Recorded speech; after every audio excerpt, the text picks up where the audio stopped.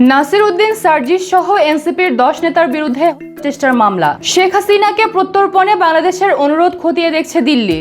S আলমের পর Al Arafah Islami bank এবার কেডিএস এর হাতে। বাংলাদেশকে নিয়ে সৌদি আরবের নতুন সামরিক জোট ঘোষণা। দীর্ঘ 19 বছর পর কলকাতায় তসলিমা নাসরিন। বাসার গ্রিল কেটে নারী চিকিৎসককে স্বর্ণালঙ্কার লুটের অভিযোগ। 5 বছরের মধ্যে কোটি মানুষের থাকবে এআই এজেন্ট জাকারবার্গের ভবিষ্যদ্বাণী। আমি তিশা, আপনারা দেখছেন টাইমস ফ্ল্যাশ।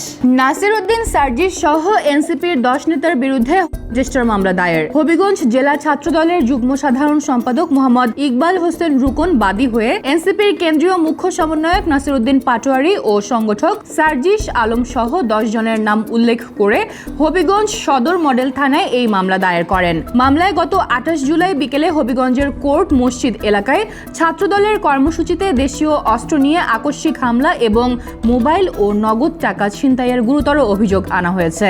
শেখ হাসিনাকে প্রত্যর্পণে বাংলাদেশের অনুরোধ খতিয়ে দেখছে দিল্লি। ভারতের লোকসভায় পররাষ্ট্র বিষয়ক সংসদীয় কমিটির চেয়ারপারসন শশী থারুরের উপস্থাপিত এক প্রতিবেদনে এই গুরুত্বপূর্ণ তথ্য জানানো হয়। প্রতিবেদনে উল্লেখ করা হয়, প্রচলিত আইন ও নির্ধারিত প্রশাসনিক প্রক্রিয়া অনুযায়ী ভারতের সংশ্লিষ্ট কর্তৃপক্ষ বাংলাদেশের পাঠানো প্রত্যর্পণ অনুরোধটি অত্যন্ত গুরুত্বের সাথে পরীক্ষা নিরীক্ষা করছে। 2024 সালের আগস্টে ক্ষমতাচ্যুত হয়ে ভারতে আশ্রয় নেওয়া শেখ হাসিনাকে ফেরত পাঠাতে ঢাকা আনুষ্ঠানিকভাবে অনুরোধ জানায়।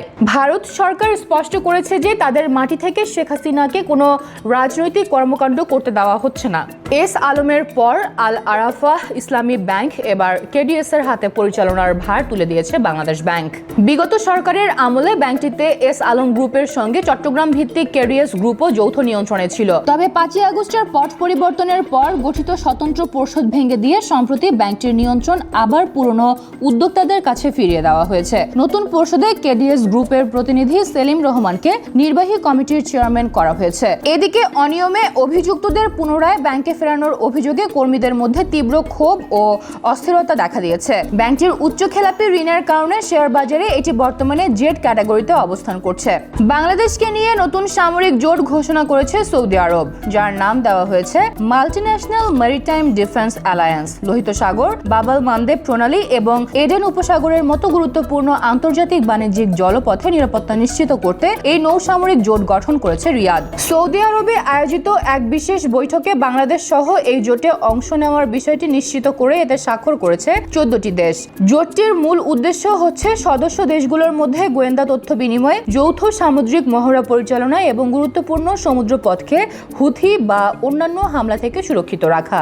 লাল পাড়ের সাদা শাড়িতে দীর্ঘ 19 বছর পর কলকাতায় ফিরলেন তসলিমা নাসরিন। ভারতে নির্বাসিত বাংলাদেশি এই লেখিকা দিল্লি থেকে বিমানে চড়ে কলকাতার নেতাজি সুভাষচন্দ্র বসু আন্তর্জাতিক বিমানবন্দরে অবতরণ করেন। 2007 সালে তার আত্মজীবনীমূলক বই দ্বিখণ্ডিত নিয়ে উগ্রপন্থীদের তীব্র প্রতিবাদের জেরে তিনি কলকাতা ছাড়তে বাধ্য হয়েছিলেন। দীর্ঘদিন পর কলকাতায় ফিরে তিনি এটিকে নিজের দেশে ফেরার মতো এক আবেগঘন মুহূর্ত হিসেবে বর্ণনা করেছেন। 1 আগস্ট কলকাতার রবীন্দ্র সনদে একটি মৌলবাদ বিরোধী সাহিত্য অনুষ্ঠানে তার কবিতা আবৃত্তি ও জনসম্মুখে উপস্থিত হওয়ার কথা রয়েছে।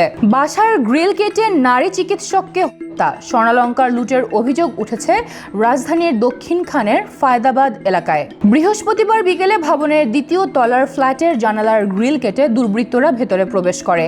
নিহত ডাক্তার সারা রোকসানা পিনু সে সময় বাসায় একাই ছিলেন। নিহতের পরিবারের সদস্যদের দাবি, দুর্বৃত্তরা তাকে বালিশ চাপা দিয়ে শ্বাসরোধে হত্যা করার পর ঘরের আলমারিতে থাকা বিপুল পরিমাণ স্বর্ণালঙ্কার ও নগদ টাকা লুট করে পালিয়ে যায়।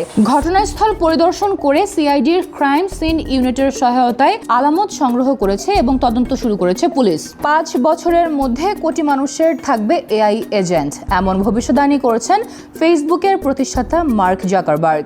মেটার সাম্প্রতিক আয় সংক্রান্ত প্রতিবেদনে মেটার এই প্রধান নির্বাহী উল্লেখ করেন, অদূর ভবিষ্যতে এই ব্যক্তিগত এআই এজেন্টগুলো মানুষের দিন রাতের সঙ্গী হবে এবং ব্যবহারকারীর লক্ষ্য অনুযায়ী স্বয়ংক্রিয়ভাবে কাজ সম্পাদন করবে। তবে এই বিশাল প্রযুক্তিগত অবকাঠামো এবং লার্জ ল্যাঙ্গুয়েজ মডেল তৈরিতে মেটাকে বিপুল পরিমাণ অর্থ বিনিয়োগ করতে হচ্ছে, যার ফলে কোম্পানির ফ্রি ক্যাশ ফ্লো প্রায় 91% হ্রাস পেয়েছে।